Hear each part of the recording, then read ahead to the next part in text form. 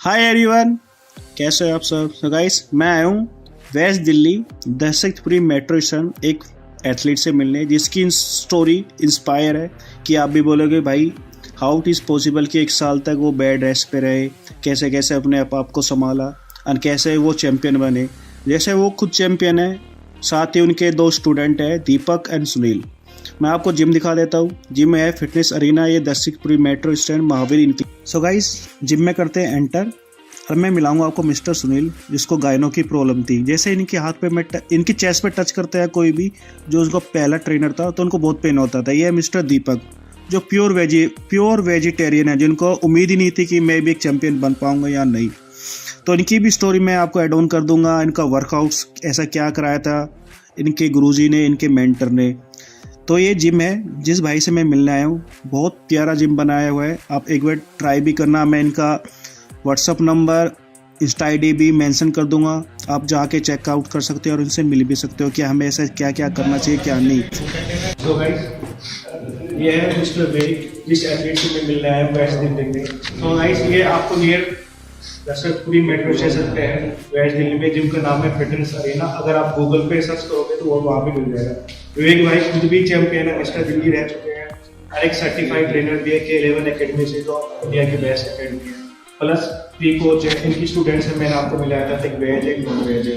सो विवेक भाई से हम जानेंगे ऐसे क्या क्या टिप्स है, ऐसे क्या क्या ट्रिक्स है जो हम एड ऑन कर लेते हैं अपनी डाइट्स में, अपने वर्कआउट्स में। अभी क्या होता है, फैंसी डाइट ज़्यादा चल रही है कि भाई आपको मोस्टली खाना है, ये खाना है, वो खाना है। काफ़ी यूट्यूबर्स बनाते हैं भाई, बनाते हैं वो, बट उनको चाहिए कि टाइम ड्यूरेशन ज़्यादा हो, आधे घंटे तक आप बंदे देखें। अपना ऐसा नहीं है, पॉइंट टू पॉइंट बात करेंगे विवेक भाई। ठीक है विवेक भाई, welcome back to my YouTube channel. मेरा नाम विवेक कसनिया है और मैं खुद एथलीट हूँ और मुझे बॉडी बिल्डिंग लाइन में 7-8 साल हो चुके हैं। जो मेरे मेंटर, मेरे कोच, मेरे गुरु वो है मुकेश सिंह गहलोत, जिनके अंदर मैंने स्टार्टिंग से उनके अंडर ट्रेनिंग की है। मतलब होता है ना कि पहले किसी दूसरे कोच के पास गए या किसी और कोच के पास गए। जो मेरे पहले कोच जो रहे हैं, मेरे पहले गुरु स्टार्टिंग से मतलब मैं स्टार्ट ही वहीं से किया था। और मैं उनके अंडर में जब उनके पास गया था तो मैं 7 महीने में चैंपियन बन गया था मुझसे ज़्यादा। कितने साल हो गए जिम लाइन में? जिम लाइन में तो मुझे 8 साल हो गए हैं और यहाँ पे हरपुर सिंह मार्केट में जिम को हो गए हैं ऑलमोस्ट 10 महीने हो गए हैं। फिटनेस अरीना पे। ये आइडिया कब से आया कि भाई मुझे भी अपना जिम खोलना है, मुझे भी चैंपियन बनना है? ऐसी क्या स्टोरी है? मतलब देखो, आज के टाइम में हर कोई चाहता है वर्कआउट करना, मैं भी, कोई भी। हम बात करेंगे ऐसे क्या डाइट, क्या टिप्स एंड ट्रिक है, क्या वर्कआउट्स होता है, क्या स्पेसिफिक वर्कआउट्स होता है, वो विवेक भाई समझा रहे हैं। ऐसा कुछ नहीं था कि मुझे बॉडी बिल्डिंग लाइन में बॉडी बिल्डर ही बनना है। मैं गया था शौकिया तौर पे कि बॉडी बनानी है मुझे 6 पैक्स अच्छे लगते थे कि बॉडी बनानी, मूवीज वगैरह देख के कि भाई अच्छा लगता है बॉडी बनाना, और एक शौक था बचपन से फिजिक को अच्छे से मेंटेन करके रखना। मैं 2007-8 से जब मैं 7th क्लास में था तब से वर्कआउट करने चला जाता था। मतलब स्टार्टिंग तब से ही था, मतलब तब से ही चले जाते थे वर्कआउट करने के लिए। बट अभी जब गुरुजी के पास गए तो नॉर्मली बस एक फिटनेस के तौर पे गए। फिर गुरुजी ने बोला चलो थोड़ा सा इतना मेहनत कर रहे हो तो कंपटीशन खेलने जाओ। स्टार्टिंग में जब कंपटीशन खेलने जाते थे तो मतलब कोई प्लेस वगैरह तो नहीं पड़ती थी, एकदम से तो कोई नहीं सीखता है। बट धीरे धीरे मतलब चले जाते थे, गुरुजी बोलते थे यहाँ आना है, अपना करके आए। और फिर मतलब धीरे धीरे वो प्रैक्टिस में करते रहे, मतलब जिस गेम में बोलते रहे हम जाते रहे। फिर अच्छा आउटपुट निकला और मिस्टर दिल्ली बना मैं। उसके बाद फिर मतलब फिर ये हो गया कि मतलब एक जुनून बढ़ गया कि मतलब करना है। वो करते फिर सेटअप सोचा कि जिम डालना है। ठीक है, सर्टिफाइड कोर्स कर लिया K11 से पर्सनल ट्रेनिंग। हाँ, तो वो कोर्स किया। फिर एनाबॉलिक्स का किया, मतलब हर चीज़ का मैं कोर्स करता चला गया। मतलब मैं सर्टिफिकेशन भी करता गया साथ के साथ कि एक प्रैक्टिकल नॉलेज के साथ थ्योरेटिकल नॉलेज होनी चाहिए। तो वो दोनों नॉलेज कंटिन्यू करता रहा। उसके बाद सोचा कि जिम डालेंगे, तो फिर कुछ फैमिली इश्यूज की वजह से नहीं डाल पाया। बट उसके मतलब 1 साल बाद ही लॉकडाउन लग गया। फिर मुझे लगा कि चलो ठीक है, घर वालों ने बोला था कि अभी बच गए पैसे, नहीं तो घंटे में डालने वाला टाइम था। आज के टाइम में लॉकडाउन में था, कोई भी नहीं हो रहा। 2 साल से आप देख सकते हो लॉकडाउन जैसे अभी खुला तो थोड़ा सा फिर उसके बाद से जैसे मैंने आपको बताया था कि बिल्कुल ही कट ऑफ हो गया था जिम लाइन से सर्जरी की वजह से। तो उसके बाद से चलो दोबारा से कम बैक किया। दोबारा से कम बैक करके और अभी कम्पीट किया रिसेंटली, अभी अक्टूबर में ओलंपिया ओलंपिया भी खेल गया है, खेल के आया, कम्पीट किया है शेड्यूल क्लासेस में मुंबई में खेल के आया। मुंबई में तो अपनी कैटेगरी में मैं था 65 से 70 की कैटेगरी में था और मेरा मतलब मैं तो सोच के गया था कि भाई मैं 2.5 साल बाद मैं प्रिपरेशन कर रहा हूँ तो मैं टॉप 10 में आ जाऊँ, बहुत बड़ी बात होगी, क्योंकि मुझे पता था कि जो बंदे कंटिन्यू मेहनत कर रहे हैं 2-3 साल से लॉकडाउन में भी कंटिन्यू से ही खेलते हैं, वो अच्छे लेवल पे जा रखे हैं, बट मेरे को अपना बेस्ट देना था। तो मैं खुद ही सोच के गया था कि मुझे टॉप 10 में आना है, मतलब उस तरीके से। और टचवुड मैं वो फर्स्ट टाइम में फर्स्ट पोल में निकल गया था टॉप 10 में। नेक्स्ट डे में वो टॉप 8 में भी पोल में आया, बट वो टॉप जो 5 होते हैं टॉप 5 में नहीं आया। बट मुझे वहाँ पे सीखने के लिए मिला कि मैं अभी कहाँ पर स्टैंड कर रहा हूँ अपने आप और मुझे कितना इम्प्रूव करना है अपने आप को। तो बस होप अभी उसी के लिए दोबारा से स्टार्ट करेंगे। अभी रेस्ट पीरियड पे था और अब दोबारा से तो गेनिंग टाइम, हाँ अब दोबारा से गेनिंग मोड स्टार्ट करूँगा और फिर देखते हैं अपना बेस्ट देंगे, क्या रहेगा क्या नहीं रहेगा। सो गाइस आपको पता है शेड्यूल क्लास अपने इंडिया का एक प्रो लीग है। अगर आप प्रो बनते हो तो आप आउट ऑफ इंडिया खेलने जा सकते हो। आप कुछ ही गिने चुने एथलीट हैं जो अपने प्रो लीग में खेलते हैं, तो विवेक भाई का भी कुछ करना है अपने आप को बड़ा, तो टॉप 5 में आया फर्स्ट टाइम भी इतने बड़े स्टेज पे। इंडिया के धुंधार जो एथलीट होते हैं वो आते हैं। तो विवेक भाई मैंने सुना कि कुछ टाइम पहले आपका एक्सीडेंट भी हो गया था, तो कैसे किया आपने आपको अपने संभाला, फिर से स्टार्टअप किया, तो बहुत स्ट्रगल आपको बताइए कितना तो किया है आपने। वो मैं आपको अच्छी तरह 5 साल से जानता हूँ। एक्चुअली हुआ ये था कि आफ्टर लॉकडाउन, जैसे लॉकडाउन खुला था तो मैं घर पे जा रहा था अपनी बुआ के, और तो रास्ते में मेरा एक्सीडेंट हो गया। तो याददाश्त चली गई थी, मुझे नहीं पता कि मेरी टक्कर किस चीज़ से हुई किस चीज़ से नहीं हुई, हालांकि हेलमेट डाला हुआ था मैंने। उसके बाद एक्चुअली जो था मेरा पूरा जो स्कल होता है वो पूरा डैमेज हो गया था, मतलब मल्टीपल फ्रैक्चर हो गए थे। फोरहेड नोज तो बिल्कुल खत्म ही हो गया था। अभी तो प्लास्टिक सर्जरी के बाद नोज चेंज, फेस चेंज हो रखा है मेरा।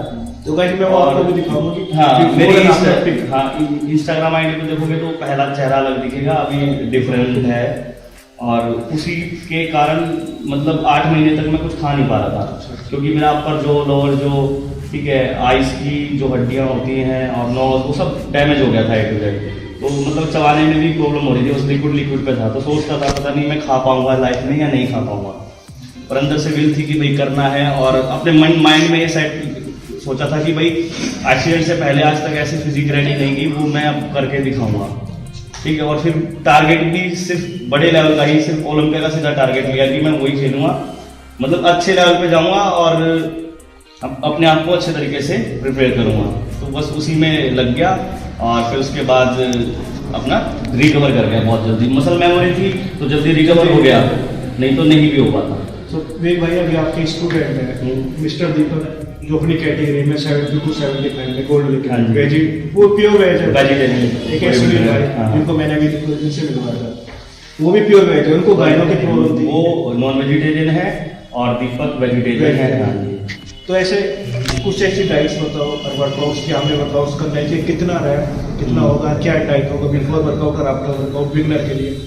बिगनर के लिए तो मैं यही बोलूँगा कि जितने भी बिगनर एथलीट हैं वो अपने जो घर का न्यूट्रिशन, जो घर का खाना होता है उसी से अपना प्रोटीन इंटेक पूरा करने की कोशिश करें। अभी आर्टिफिशियल पे ना जाएं, जैसे कि आप प्रोटीन ले, मतलब बोलते हैं प्रोटीन ले लो आप स्टार्टिंग में ले लो, तो मैं भी बोलूँगा कि अभी पहले बेसिक्स डाइट से स्टार्ट करो अपना। जो घर पे आपको दाल है, सोया चंक्स हैं और किडनी बीन्स हैं, ये सारी चीज़ें हैं, अब ग्रीन वेजिटेबल्स हैं, पालक है, ये सारी चीज़ें खा के अपने आप को पहले वो न्यूट्रिशन पूरा बॉडी को दो। आप जो आप लैक कर रहे हो, जो आप नहीं दे पा रहे हो अपनी बॉडी को, पहले आप उस न्यूट्रिशन को पूरा करो। जब उस गोल को आप अचीव कर लेते हो कि हाँ मैं अपना न्यूट्रिशन पूरा अपनी बॉडी को दे पा रहा हूँ, उसके बाद वो सेकंड स्टेप पे आप मूव ऑन करो। ऐसे क्या डाइट आप बताओगे जैसे बिफोर वर्कआउट एक बिगिनर क्या ले? बिफोर वर्कआउट में अभी जैसे सर्दियां हैं तो मैं प्रेफर करूंगा कि वो शकरकंदी स्वीट पोटैटो ले, उसके साथ कर्ड ऐड कर ले। और अगर घर पे बहुत सारे बंदे होते हैं कि घर पे एग्स वगैरह अलाउड नहीं होते, जिनके घर पे एग्स अलाउड है, बिफोर वर्कआउट वो अपना 4 एग वाइट लेके और 45 मिनट्स मिनिमम 45 मिनट्स पहले वो ले और उसके बाद वर्कआउट करें। उनको अच्छी एनर्जी भी फील होगी, लो भी फील नहीं करेंगे और अच्छा वर्कआउट में भी काफ़ी सपोर्ट मिलेगा उनको, क्योंकि कार्बोहाइड्रेट्स प्रोटीन दोनों चीज बॉडी के अंदर होगी और तो अच्छा रिजल्ट मिलेगा। बिगिनर के लिए सिंगल बॉडी पार्ट या बोथ बॉडी पार्ट क्या सजेस्ट करोगे? मैं सजेस्ट करूंगा जो बिगनर्स हैं वो डबल बॉडी पार्ट करें, कि अभी उनकी बिगनिंग है तो वो अगर वो 4-4 सेट लगा के वो टोटल 8 एक्सरसाइज भी करते हैं तो जो डबल बॉडी पार्ट में उसमें हाइपरट्रॉफी ज्यादा रहती है as compared to single part. Single body part जो एडवांस एथलीट हैं वो सिंगल पार्ट में कर सकते हैं, क्योंकि उनकी जो रेपिटेशन और हाई इंटेंसिटी वर्कआउट होता है, तो हाई इंटेंसिटी वर्कआउट में आप सिंगल बॉडी पार्ट कर सकते हैं। बाकी जो मैं रिकमेंड करूंगा कि जो बिगनर है या इंटरमीडिएट जितने भी एथलीट हैं वो डबल बॉडी पार्ट करें। Double body part back bicep क्या सजेस्ट? मैं सजेस्ट करूंगा जैसे चेस्ट के साथ ट्राइसेप्स, क्योंकि चेस्ट की जितनी भी हम चेस्ट की एक्सरसाइज करते हैं उसमें कहीं ना कहीं हमारा ट्राइसेप्स इन्वॉल्व होता है। ट्राइसेप्स की जितनी मसल्स होती हैं वो इन्वॉल्व होती हैं और 50% ट्राइसेप मसल अपनी ट्रेन होती रहती है हमारी, जो हम चेस्ट का वर्कआउट करते हैं। और बैक में आपका बाइसेप्स करना चाहिए, सेम वही चीज़ है। बैक की एक्सरसाइज में आपका बाइसेप ब्रेकाई और बाइसेप्स ये सारा ट्रेन होता रहता है, उसमें बाइसेप्स की जो मसल्स हैं वो भी ट्रेन होती रहती हैं, तो उसके साथ वाइड ऑन करें। और थर्ड वन है शोल्डर और लेग, ठीक है। आप ये भी कर सकते हैं कि शोल्डर और लेग बहुत ऐसा होता है कि लेग्स के वर्कआउट के बाद हिम्मत नहीं बच पाती कि भाई हम शोल्डर कर पाए, तो आप शोल्डर लेग को इंडिविजुअली कर सकते हैं। अगर आप नहीं कर पा रहे हो या तो अपने आप को आप लेग के बाद आप नहीं आपके अंदर वो कैपेबिलिटी है करने की, तो आप उसको नेक्स्ट डे ऐड ऑन कर सकते हो। अगर आप सेम डे करते हो तो वेल एंड गुड है, क्योंकि फिर हफ्ते में 2-2 बार आपका सारा शेड्यूल रिपीट हो जाएगा। मतलब 6 डे का Monday to Friday, Monday to Saturday. Repetition जो 2 बॉडी पार्ट में जो रेपिटेशन रहेगा, फॉर जिनको वेट गेन करना है, जिनको मसल गेन करनी है, उनके जो रेपिटेशन रहेंगे 8 से 12 रेपिटेशन रहेंगे। और अब हैवी लोड के साथ ये नहीं है कि आप लगा रहे हो बॉडी वेट, सपोज करो आपने 10 की प्लेट डाल दी और 12 रैप निकल रहे हैं आपके, तो वेट बढ़ाना चाहिए। और आपने फिर 15 वेट डाला दोनों तरफ और 15 में 12 निकल रहे हैं, तो आपकी कैपेबिलिटी मतलब न्यूट्रिशन से घर से आप पूरा कर पा रहे हैं, जो नेचुरल आपका खाना पीना है उससे जो आप न्यूट्रिशन या जो भी प्रोटीन इंटेक कर पा रहे हैं आप वो लें। जो इंटरमीडिएटर है मैं उनको प्रेफर करूंगा कि वो माई प्रोटीन का प्रोटीन लें, बहुत अच्छा प्रोटीन है, रिजल्ट भी अच्छे हैं, आप उसको प्रेफर करें, उसको लें। और फिर जो एडवांस एथलीट हैं उनका तो प्रॉपर उनको पता ही रहता है, जो भी स्लाइड में है तो उनको पता है कि कैसे आपको वो डाइट शेड्यूल मतलब फॉलो करना ही करना है। अगर आपने 1 दिन की ट्रेनिंग छोड़ी तो आप 3 दिन पीछे जाओगे वर्कआउट में, ठीक है, आप लैग जाओगे, आपका तो दूसरा चैंपियन वो आगे वो चैंपियन निकल जाएगा। वही तो बात होती है स्टेज पे आजकल क्या होता है, बच्चे सोचते हैं कि मतलब वहां पे मेरा गोल्ड पड़ गया, अब तो यहाँ पे मेरा नहीं पड़ा तो चीटिंग हो गई या कुछ भी हो गया। वो नहीं, वो सोचते हैं कि हम चैंपियन बन गए हैं, हम मतलब चैंपियन ही रहेंगे। बट वो ये नहीं सोचते कि भाई जो दूसरे बंदे हैं वो भी तो मेहनत कर रहे हैं, वो भी तो अच्छे तरीके से अपने आप को वो कर रहे हैं, वो मेहनत करते रहते हैं। जो जीतता है वो सोचता है कि मैं तो भाई मेरी प्लेस ही पढ़नी है, तो कहीं ना कहीं वो अपनी ट्रेनिंग में कम हो जाता है, वो इतना फोकस नहीं कर पाता। जो पीछे है जिनकी प्लेस नहीं पड़ी है वो अपना एफर्ट ज्यादा निकालते हैं, मेहनत ज्यादा करते हैं, तो वो आगे निकल जाते हैं। जो पागलपंती हो जाती है कि नेक्स्ट टाइम मुझे चैंपियन बनना है, जो चैंपियन होता है उसको लगता है भाई मैं तो चैंपियन। जो नहीं होता वो अपना बेस्ट देता है, अपना और अच्छा देता है। अगर भाई किसी को आपसे कांटेक्ट करना है चैंपियनशिप्स के लिए कि भाई चैंपियन का अलग वर्कआउट्स होता है, अलग शेड्यूल होता है, अलग डाइट होती है। हाँ सब देखो, डाइट क्या डाइट में चैंपियन जो आप जैसे आपके सुनील भाई चैंपियन है, दीपक भाई चैंपियन है, इनको क्या डाइट दी थी, क्या वर्कआउट कराया था, कितने रैप कराए थे आपने? देखो जो दीपक और जो सुनील का वर्कआउट था, मैंने वो इनका जो पहले गेनिंग प्रोसेस चला था, गेनिंग इंपॉर्टेंट था, गेनिंग में वर्कआउट शेड्यूल अलग था और डाइट शेड्यूल भी अलग था। फिर जब वो कटिंग फेज में आए तो स्टार्टिंग में जो उन्होंने 1.5 मंथ है उन्होंने अलग ट्रेनिंग की, उसके 1.5 महीने बाद फिर मैंने उनका शेड्यूल चेंज करके अलग ट्रेनिंग कराई, ठीक है। तो वो सारी चीजें ट्रेनिंग करने के बाद, जैसे दीपक को सुनील को गायनों की प्रॉब्लम थी, ठीक है, बहुत ज्यादा प्रॉब्लम थी, ठीक है। तो पहले जब गेनिंग चल रहे थे तो हमने वो तब से ही स्टार्ट किया कि भाई थोड़ा उस पर जो चेस्ट फैट है उसको कम करें। चेस्ट फैट की डाइट के लिए क्या बोला भाई, ये डाइट नहीं खानी, वो खानी? नहीं, देखो बहुतों का मिथ होता है कि सोया चंक्स खाने से ये हो जाता है, बट सोया चंक से नहीं होता है, ठीक है। वो एक एस्ट्रोजन लेवल है, वो तो एस्ट्रोजन किसी का नेचुरली बढ़ सकता है एस्ट्रोजन लेवल।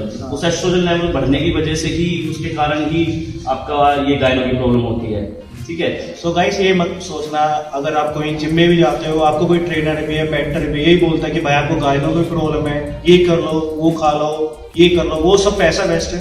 आपका एस्ट्रोजन लेवल हाई हो जाता है, उससे होता है। जो भी हेल्थी चीज खाते हो उनसे कुछ नहीं होने वाला, आप अच्छे रहोगे, फिट रहोगे। वर्कआउट अच्छे से करोगे और डाइट प्रॉपर तरीके से लोगे तो जो चेस्ट फैट है वो भी चला जाएगा। हाँ, वो सब चला जाएगा। क्लीन डाइट, बिल्कुल क्लीन डाइट लो, अच्छा खाना खाओ, ठीक है। ये एक नॉर्मल बॉडी में हार्मोन्स ही होता है, हार्मोन डिसबैलेंस की वजह से चीजें हो जाती हैं। डिसबैलेंस कोई भी बीमारी वो हर किसी के भी, लड़कियों में भी होता है, लड़कों में भी होता है। एस्ट्रोजन अब लड़कियों की पीरियड्स आ जाती हैं हल्की, वो भी उनके अंदर भी वो हार्मोन चेंज होते हैं, तो इस वजह से आ जाता है, ठीक है। ये सिर्फ हार्मोनल डिसबैलेंस की वजह से होता है। वो हार्मोनल डिसबैलेंस वो ठीक हो सकता है, ऐसा कुछ नहीं है। अपना डाइट से, वर्कआउट से उसको ठीक कर सकते हैं। डॉक्टर्स क्या बोलते हैं, डॉक्टर से पास जाओ, डॉक्टर सर्जरी के लिए बोल देता है, उनको पैसा कमाना है, ठीक है। और अभी सुनील को ही बोला था, जो लास्ट प्रीवियस कोच जिनके पास थे, उन्होंने चेस्ट का वर्कआउट करने के लिए मना कर दिया था।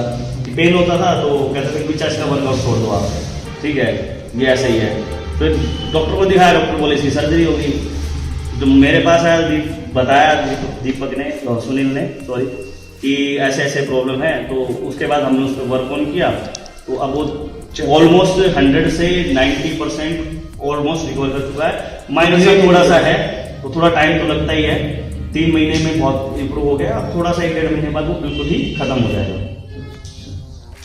सो गाइस, अगर आपको विवेक से कांटेक्ट करना है, विवेक भाई अपना नंबर भी शेयर कर देंगे, अपनी इंस्टा आईडी भी। अब मैं भी विवेक भाई को भी टैग कर दूंगा अपने साथ। आप हमेशा ही मैं टैग करता हूँ विवेक भाई को, दीपक को, सुनील कुमार को। विवेक भाई कॉन्टैक्ट नंबर आपका, अगर कोई आपको कॉन्टैक्ट करना चाहता, पीटी भी दे सकते हो ऑनलाइन? हाँ, पीटी भी देता हूँ मैं, ऑनलाइन ऑफलाइन दोनों।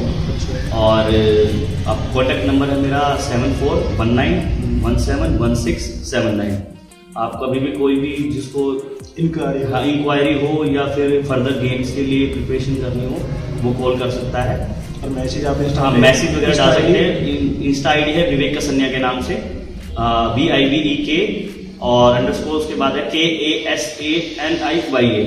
आ जाऊंगा मैं, ऊपर ही आ जाऊंगा। और आप फॉलो करें या मैसेज करें, बताएं कि भाई राज भाई का चैनल देख के आपको कैसा लगा, मतलब वहाँ से आपका कांटेक्ट नंबर मिला है, ठीक है।